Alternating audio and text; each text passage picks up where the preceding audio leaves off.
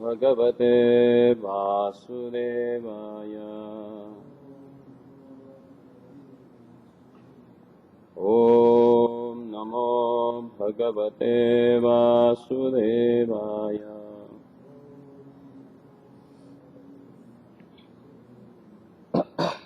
ॐ नमो भगवते वासुदेवाय।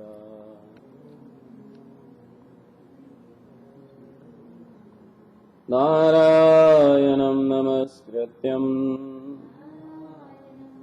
नरं चैव नरोत्तमं देवीं सरस्वतीं व्यासं ततो जयमुदीरये। नष्टप्रायेषु भद्रेषु नित्यं भागवत सेवया भगवति उत्तम श्लोके भक्तिर्भवति नैष्टिके।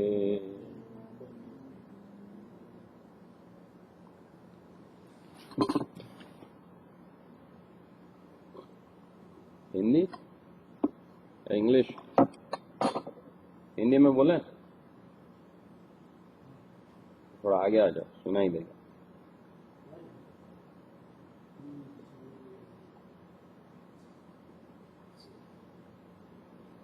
तो कल जैसे हमने चर्चा की अनर्थों के बारे में, और विशेष करके माधुर्य कदम्बिनी में से, जहाँ पे विश्वनाथ चक्रवर्ती ठाकुर बताते हैं कि विविध प्रकार के जो अनर्थ है उनका स्रोत क्या है और वे कैसे नष्ट हो सकते हैं। तो नष्ट करने की विधि जैसे भक्ति रसामृत सिंध में रूप गोस्वामी बताते हैं कि आदौ श्रद्धा तथा साधु संग तथा क्रिया, देन और उसके बाद फिर अनर्थ मिलते। भजन क्रिया के बाद ही अनर्थों की निवृत्ति होती। तो ऐसे अगर हमें उचित रूप से भगवत भजन करना है तो और किन अपराधों से बचना चाहिए, उसके बारे में हम आगे चर्चा बढ़ाते हैं। धेनुकार सुर को मारने के पश्चात भगवान ने जो उसके पश्चात जो लीला की, कौन सी की?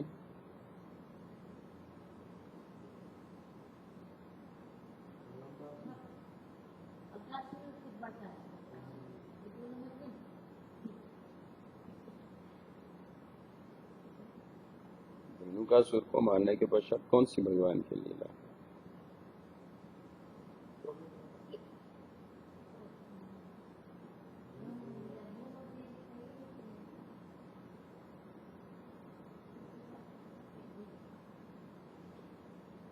कालिया कहाँ गया, कुछ मालूम?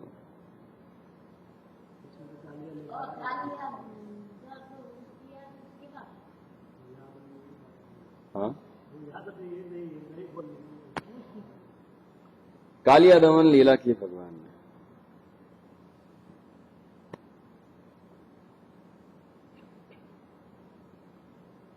भक्ति विनोद ठाकुर कहते हैं ये जो कालिया है ये क्रूरता का प्रतीक है। क्रूरता, क्रूर क्रूर क्रूरता, दूसरों के प्रति जो ईर्ष्या रहती है। क्रूर, अक्रूर मालूम है? अक्रूर, अक्रूर में से अ निकाल देंगे तो जो बचता है ना वो क्रूर।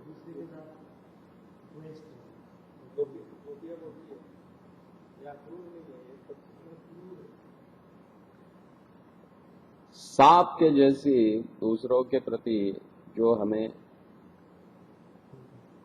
द्वेष रहता है उसका प्रतीक है कालिया।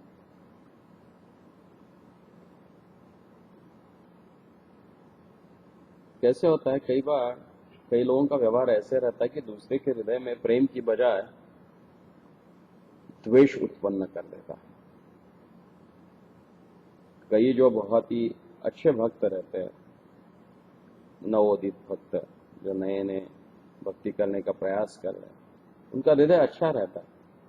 तो कई ऐसे कालिया की तरह बुद्धि वाले लोग रहते, वो क्या करते हैं, ऐसे लोगों का मन कलुषित कर देते हैं और उसमें कूट कूट करके दूसरे के बारे में द्वेष हो देते हैं। जैसे कोई भक्त है, अगर वो कोई उसके लिए अच्छाई का गुणगान कर रहा है उसके, तो ऐसे लोग क्या कर देते हैं, उसमें नमक छिड़क देते हैं, बोलते हैं अरे वो मालूम है उसने ऐसा भी किया था। यानी जो एक अच्छाई की है, इमीडिएटली उसके बारे में कुछ बुराई बता देगा और उस व्यक्ति के प्रति जो उसके मन में द्वेष है उसको व्यक्त करता है। तो ऐसी ईर्षा को या द्वेष को ये कालिया प्रकट करता है। या कालिया दमन की लीला में भगवान दिखाते हैं कि व्यक्ति के हृदय में दूसरों के प्रति ईर्षा कैसे रहती है। देखो कालिया, हालांकि पिछले जन्म में यानी सृष्टि के शुरुआत में जब स्वयंभू मनु का मनवंतर चल रहा था, उस मनवंतर में ये अश्वशीर नाम का एक ऋषि था। सॉरी, अश्वशीर नहीं, वेदशीर। और एक दिन एक अश्वशीर नाम के दूसरे अन्य साधु आए और वे इसके आश्रम में तपस्या करना चाहते थे, तो इसने करने नहीं दिया उनको। बोलो भाग जाओ यहां से, क्या नहीं करना है आपको, और कहीं जाकर जो करते करो, यहां पे नहीं करो। कई बार होते, एक जगह की बस आ जाती है दूसरे गांव में पुस्तक वितरण के लिए, तो वहां के लोकल लोग बोलते अरे यहाँ नहीं करना, यहाँ नहीं करना, हम करेंगे यहाँ पे, आप चले जाओ दूसरे गांव में चले जाओ। होता है ना, एक जगह की संकीर्तन पार्टी दूसरी जगह पे आ गए तो लोग ये कालिया के गुण है। ऐसा नहीं सोचते कि चलो भाई आप भी आए हो तो हम भी आपके साथ आते, दोनों मिलकर करते हैं, नहीं। कई बार तो यहीं पे मैंने देखा था, यहीं के पुराने भक्त बैठ के कीर्तन करने लगे तो कोई आके सीधा माइक ही बंद कर दिया, नहीं ये नहीं करना है। अरे कोई भगवान के सामने कीर्तन कर रहा है, उसके प्रति भी आपको ईर्ष्या, कहां जाओगे? हाँ,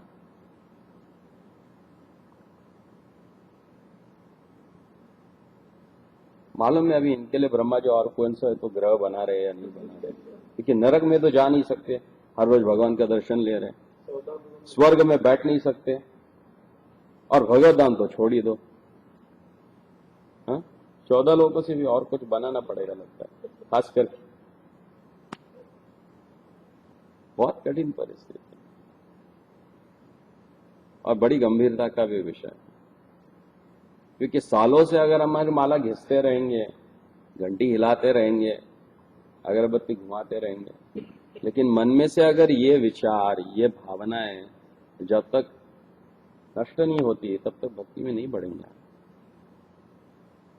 एक बार तो एक जगन्नाथ रथ यात्रा में हमने देखा था, बड़े बड़े जिनको हम ऑल्टर पर रख के पूजा करते हैं ऐसे व्यक्तियों, एक कथा कर रहे थे, दूसरे अपने डंडे से उसको हिला रहे, बस बस बहुत हो गया, बहुत हो गया, बहुत हो गया। कहां रहे हैं? हाँ? कोई अलग से धार्मिक, हाँ,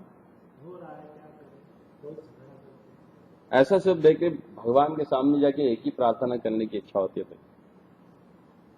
चाहे इतने साल के बाद अगर ये ऐसा स्थिति है तो भगवान हमें बचा लेना इस स्थिति से, नहीं चाहिए इतने लंबे लंबे पोजीशन, पोस्ट, उपाधि। हाँ? जहां पे है अपने आप को संभाल कर रहे, आपकी भक्ति करे, बहुत होगा। क्योंकि ये जो है ना, ये अनचाही चीजें जो भक्ति लता के साथ साथ बढ़ भी जाते हैं। समझो किसी ने आज बहुत अच्छा श्रृंगार किया, 10 लोगों ने उसकी वाहवाह की, तो दूसरा करने वाला सोचता है अरे इससे अच्छा तो मैं भी करता हूं। जब ये भावना आ जाए तो समझ लो कालिया वहां पे फन मार रहा है, फुतकार रहा है, हृदय में कहीं। हाँ?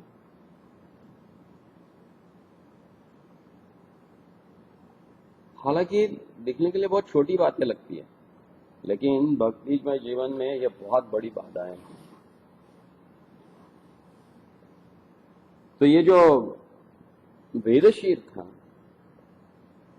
हालांकि वेदों का ज्ञाता था व्यक्ति, लेकिन उसके आश्रम में दूसरा कोई भजन करने के लिए आ गया तो उसको तकलीफ शुरू हो गई, बोला भागो यहां से, भगा दिया। तो जो जाने वाला साधु था वो मन में सोचने लगा कि ये इस प्रकार से सर्पों के प्रति द्वेष बुद्धि क्यों रख रहा है? हाँ?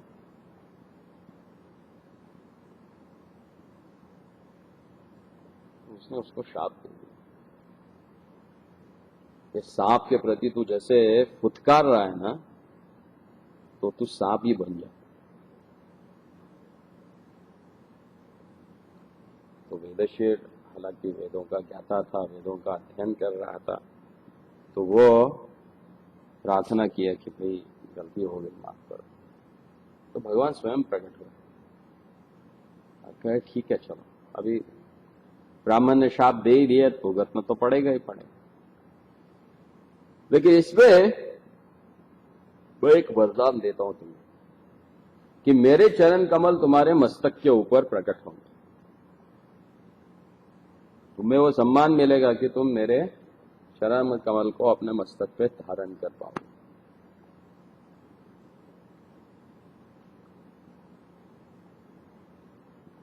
और फिर अगले जन्म में उसी वेदशीर ने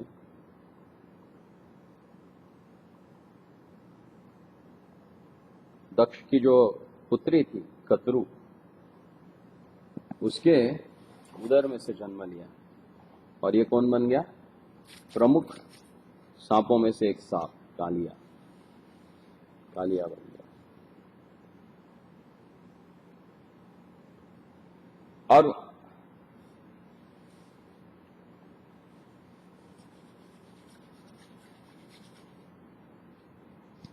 एक बार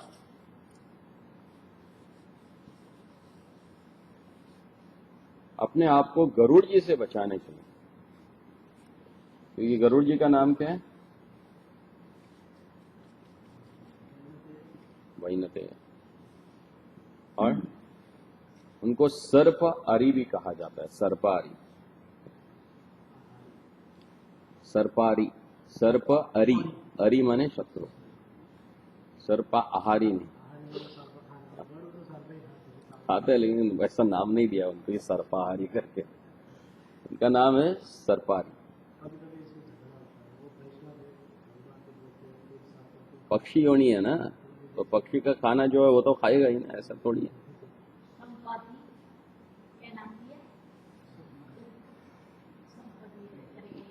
छोड़, गरुड़ जी इतना ध्यान में रखिए। तो फिर कालिया अपने आप को गरुड़ जी से बचाने के लिए, क्योंकि ये सारे लोग बदमाश थे ना, इन्होंने क्या कर लिया था,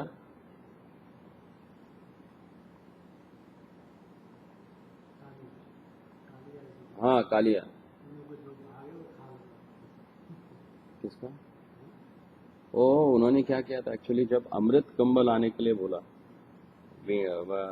वनिता को, तो उसने अपने पुत्र को बोला कि तुम जाओ। गरुड़ जी फिर लेके आए तो फिर और एक कुछ अश्व भी लाए थे, जिसका एक कान काला हो, एक कान सफेद हो, और पूछे उसकी भी सफेद ही होनी चाहिए, ऐसा कुछ था।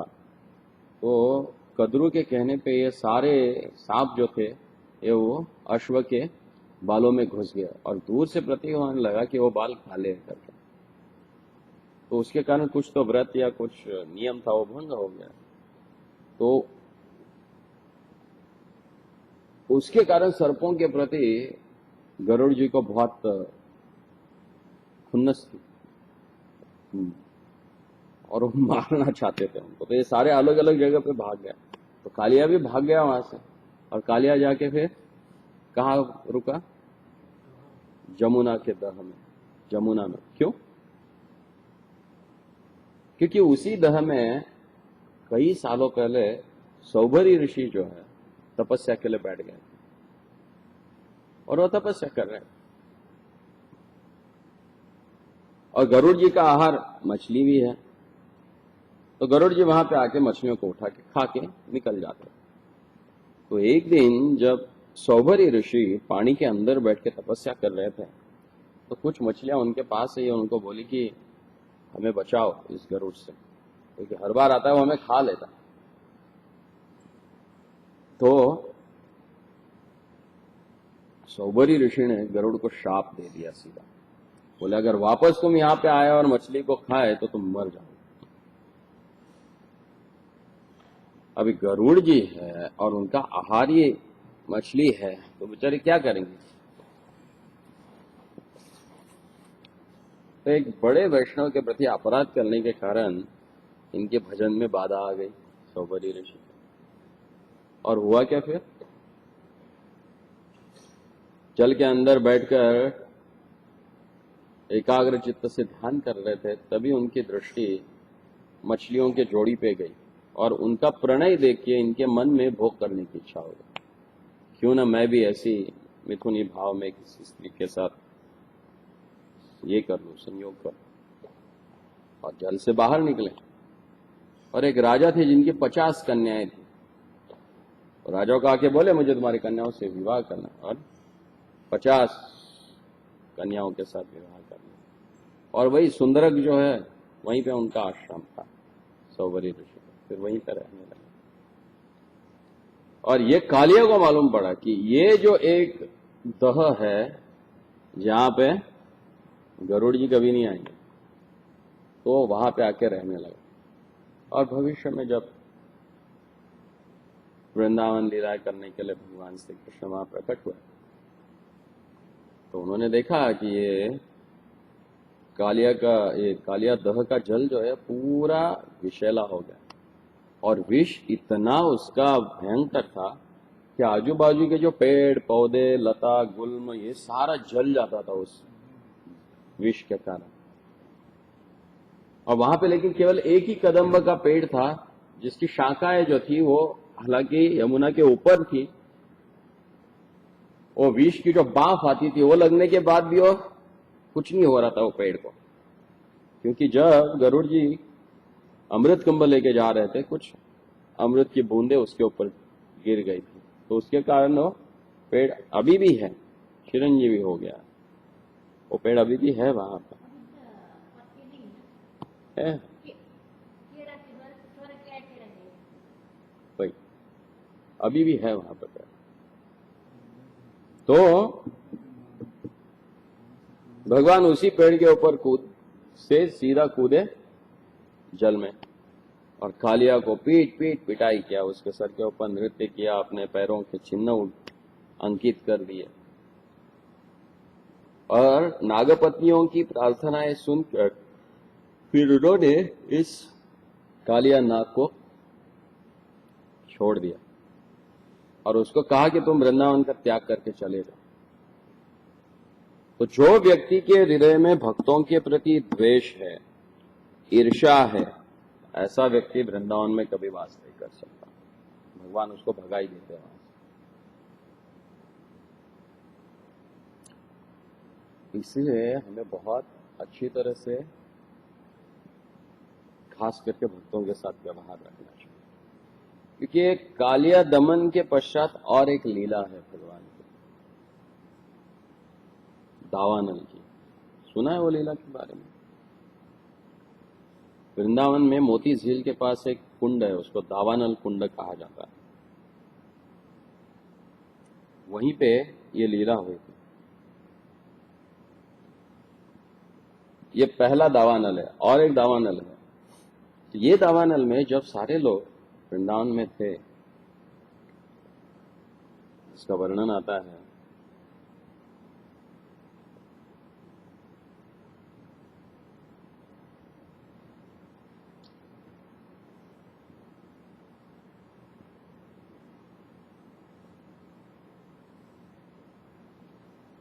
कि उस दिन जब कालिया का दमन किया, कालिया को भगा दिया भगवान ने उस दह से, तो रात्रि हो गई थी ये सारा होने के लिए।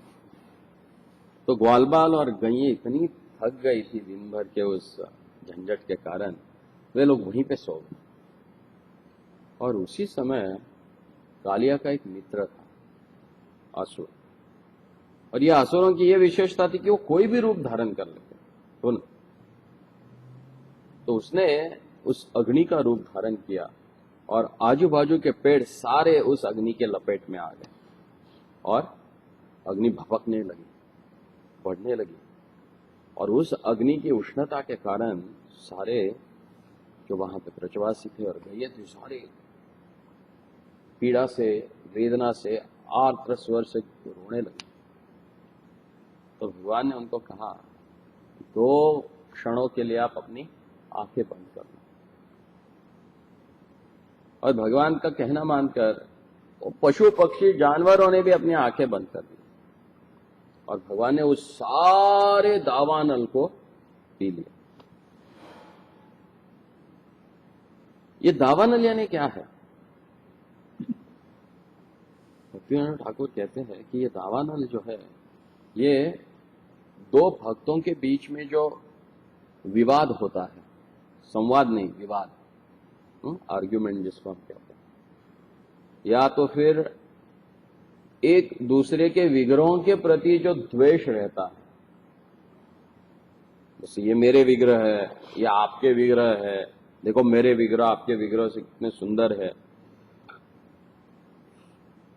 ऐसी जिनकी जो भावना रहती है, वो ये दावानल है। क्योंकि ये भक्तों के बीच में एक दरार पैदा कर देता है। उनके हृदय में जो आर्द्रता रहती है, मृदुता रहती है, उसको वो पूरी तरह से जला देता है।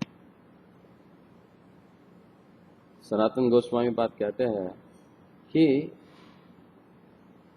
ये जो अग्नि थी, ये एक कालिया का मित्र था। भगवान ने कालिया का दमन करके उसको वहां से भगाने के कारण वो भगवान के प्रति बदले की भावना रखता था और उसीलिए वहां पे आके वो सारे वृंदावन को जलाना चाहता था। और वैसे वो एक कंस का अनुयायी भी था। तो दोनों चीजों के कारण वो भगवान का द्वेष कर रहा है। तो भक्तों के बीच में अगर कोई किसी चीज के बारे में थोड़ा बहुत विवाद हो या थोड़ा बहुत जमता नहीं हो, तो सोचना चाहिए कि ऐसी चीजों से बच के रहना है। क्योंकि यही सारी चीजें हैं जो हर एक के जीवन में बहुत सारी विपदाएं निर्माण कर सकता है। फिर इसके बाद भगवान के लीलाओं में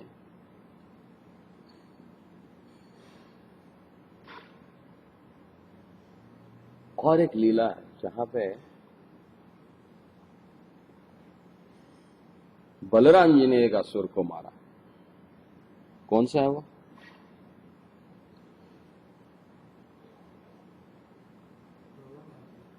प्रलंबासुर।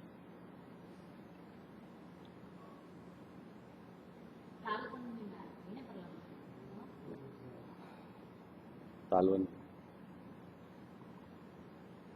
गोवर्धन पर्वत। गोवर्धन पर्वत पे शंखचूड़ को भी मारा था और ये बदमाश को भी मारा था, प्रलंबासुर को।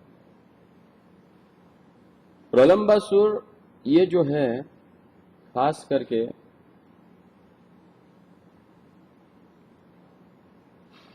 स्त्रियों के प्रति जो आकर्षण है, पूजा अपनी महत्ता बढ़ाने के लिए प्रयास करने की जो इच्छा है और अपने आप को थोड़ा स्पेशल समझने कि मैं थोड़ा दूसरों से हटके हूं, तो ये समझने की जो प्रवृत्ति रहती है, ये प्रलंबासुर राक्षस प्रतीत करता है। ब्रह्मवैवर्त पुराण में बताया जाता है कि ये पिछले जन्म में सुदर्शन इसका नाम था और ये सुहोत्र का भाई था।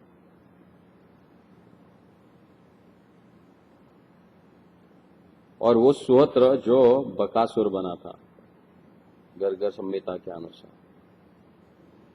सॉरी ब्रह्मवैवर्त पुराण के अनुसार। और गर्ग संहिता के अनुसार ये विजय था, जो गंधर्व राजा थे जिनका नाम हाहा था, और कुबेर के द्वारा इसको शाप प्राप्त हुआ था, क्योंकि वो कुबेर के तालाब में से फूल चुरा लेता था, और उसके कारण यह असुर का देह उसको प्राप्त हुआ। भक्तिविनोद ठाकुर विशेष करके इसके बारे में बताते हैं कि पूजा, लाभ और प्रतिष्ठा और इंद्रिय तृप्ति के प्रति जो हमारी भावनाएं रहती है, और उसी की इच्छा के कारण जब हम भगवान की भक्ति करते हैं या भगवान की सेवा करते हैं, तो इस प्रकार के अनर्थ मन में आ जाते हैं, विशेष करके स्त्रियों के प्रति आकर्षण, उनसे उनके भोग करने की इच्छा। और कृष्णा कॉन्शियस में या कृष्ण भावना अमृत में, जैसे कि प्रभुपाद बताते हैं, इंद्रिय तृप्ति और कृष्ण भावना ये दोनों परस्पर विरोधी चीजें। कृष्ण भावना का अभ्यास करते करते अगर किसी के मन में इंद्रिय तृप्ति की भी इच्छा है तो वो पूरी नहीं हो सकती कभी। उसकी गंभीरता देख के भगवान उस इच्छा को पूरी नहीं करते। दोनों एक साथ नहीं जाएगा, एक कोई तो आप ले सकते हो, या तो कृष्ण भावना ले लो या तो फिर भौतिक इंद्रिय तृप्ति ले लो। तो भक्तिविनोद ठाकुर कहते हैं कि कोई अगर बड़ी नम्रता के साथ कृष्ण भावना में आगे बढ़ने के लिए भगवान की कृपा प्राप्त करने का प्रयास करता है, तो बलदेव जी जो कि आदि गुरु है और दयालु माने जाते हैं, वे उसके ऊपर दया कर देते हैं, और उसी भगवत भक्त के दया से ही व्यक्ति विशेष करके स्त्रियों के प्रति आकर्षण की जो भावना रहती है उससे मुक्त हो सकता है, अन्यथा संभव नहीं।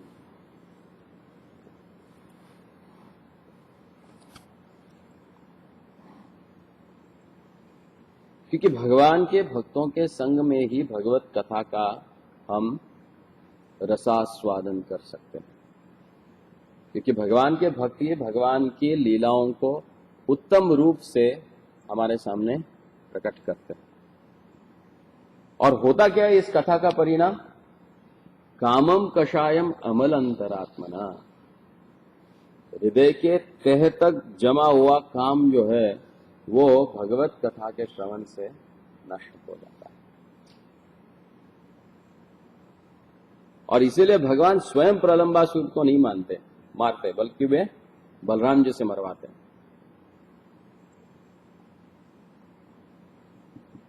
तो भौतिक जगत में भोग करने की इच्छा भगवान हमारे हृदय से निकालते नहीं है, बल्कि हमें उसके लिए प्रयास करना पड़ता है।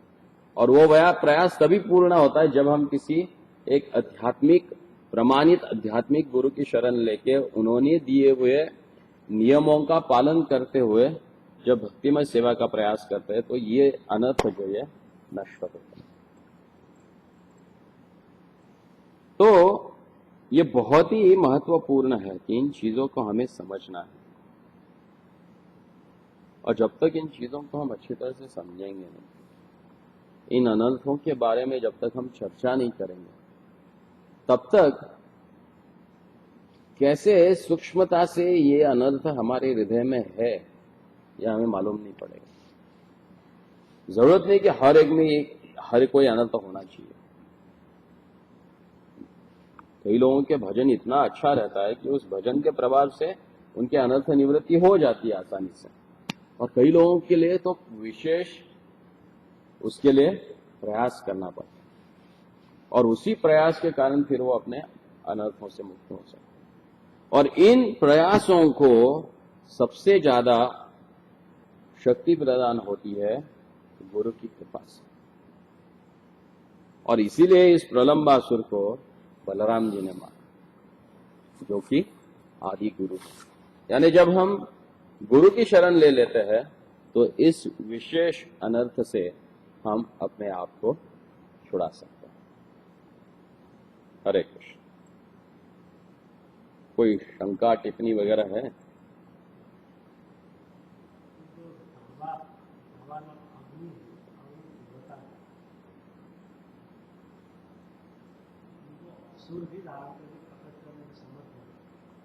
असुरों में विशेष सिद्धियां रहती हैं, वे उनके द्वारा किसी का भी रूप धारण कर सकते हैं।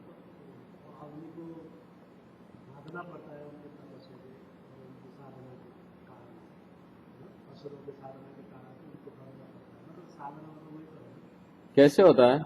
वे अग्नि का रूप धारण करते हैं। जरूरत नहीं कि जो अग्नि देव है वही वो होने चाहिए। अग्निदेवी है, लेकिन उसका प्रतिबिंब या प्रतीक निर्माण करने की असुरों में क्षमता रहती है। वो केवल एक अशाश्वत रूप से उसका प्रतीक निर्माण कर सकते हैं।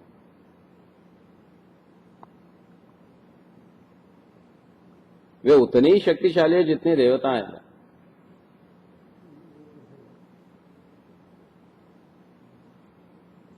तो मन में विचार आएगा कि अग्निदेव भगवान की इच्छा के विरुद्ध कैसे कर रहे हैं, है ना? लेकिन ये दावाग्नि, ये वो अग्नि देवता नहीं है, ये असुर है जिसने अग्नि का रूप धारण किया। अग्नि के रूप में उसने वहां पे प्रवेश किया।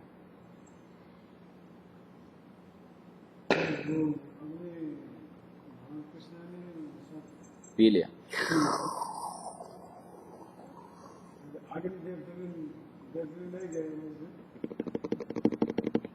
अरे उनसे ही सारा प्रकट होता है। ठीक है, चलो। हाँ हाँ,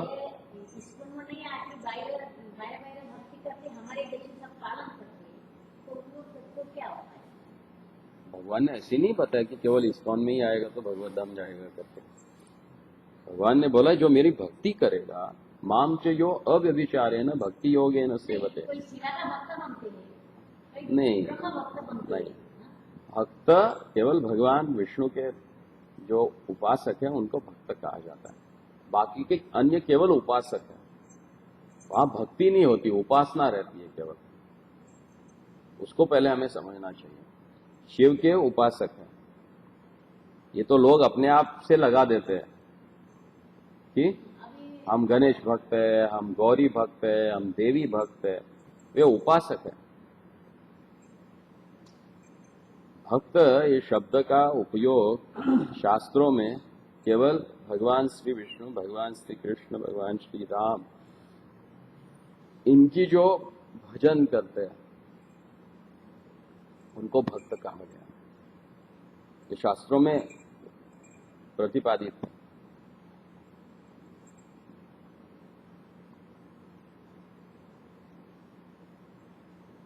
जैसे शिवजी के है, अगर वो अच्छी तरह से भगवान शिव की उपासना करते हैं, भगवान शिव उससे प्रसन्न हो जाते हैं, तो वह अंत में भगवान की सेवा में आ जाते हैं। देवी के भक्त हो, गणेश के भक्त हो, क्योंकि देवता लोग अगर जैसे श्री राधा वल्लभ जी जो है वृंदावन में, वे जिनको प्रकट हुए वो ब्राह्मण जो थे, वे शिव जी के बहुत अनन्य साधारण उपासक थे।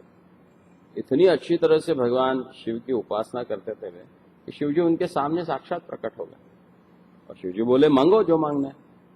तो उन्होंने कहा भगवान वो दे दो जो आपको अति प्रिय है। अगर आपको देना ही है हमें कुछ तो वो दे दीजिए जो आपको अति प्रिय है। हाँ, तो शिवजी बोले तो सही में बहुत बुद्धिमान व्यक्ति है, चतुर है। तो और फिर उन्होंने बोला कि ऐसे ऐसे जाओ, वो जगह पे एक कुआं है, उस कुएं के अंदर एक गुफा है, उस गुफा में तुम्हें मेरे अति प्रिय जन मिल जाएंगे। और फिर वो चला गया वहां पे जाके देखा तो श्री राधा वल्लभ जी वहां पे विराजमान। और फिर वो राधा वल्लभ जी को वो लेके आए। तो अगर आप, हमने कई भक्त देखे हैं ऐसे, जैसे जू में भी कई गृहस्थ लोग आते हैं। अपने रास बिहारी मंदिर के पीछे एक मुक्तेश्वर का मंदिर है, काफी पुराना, 400-500 साल पुराना मंदिर है। तो कई लोग वहां पे शिव जी के उपासना के लिए आते थे। धीरे धीरे धीरे धीरे अभी यहाँ पे मंदिर बन गया है करके मंदिर में आना चालू कर दिया। और आके फिर रास बिहारी के भक्त बन गए। वैसे ही गिरगांव चौपाटी में भी वही हाल है। गिरगांव चौपाटी का जो अपना गोपीनाथ जी का मंदिर है, उसके थोड़ा आगे जाके एक हिल है, पहाड़ है थोड़ा सा, उसके ऊपर बाबुलनाथ जी का मंदिर। कई सारे डिवोटीज खुद होके बोले कि हम बाबुलनाथ के दर्शन के लिए हर रोज आते थे। जब से ये मंदिर शुरू हो गया फिर यहां आना शुरू हो गए, और फिर बाबुलनाथ से गोपीनाथ के भक्त बन गए।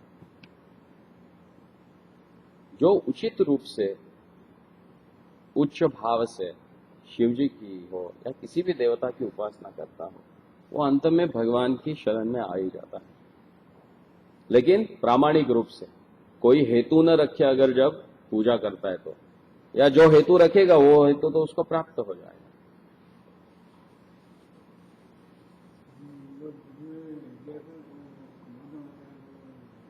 मध्वाचार्य को लेके गए थे आप? अच्छा, आप जाओगे तो आप, मैं बोल दूंगा किसी को ले जाएंगे आप, ठीक है? मुंबई।